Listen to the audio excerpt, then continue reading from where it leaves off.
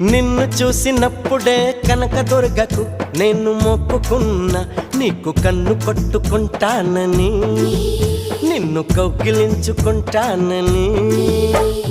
నిన్ను కొలిసినప్పుడే సాయిబాబాకు నేను మొక్కుకున్నా, నీతో సంధి చేసుకుంటానని, నీతో సందులోకి వస్తానని. రాఘవేంద్ర స్వామికి మొక్కుకున్నా, నీతో భాగస్వామి నవుతానని. మూడు కళ్ళ శివునికి మొక్కుకున్నా, నీతో 3 రాత్రులవ్వాలని.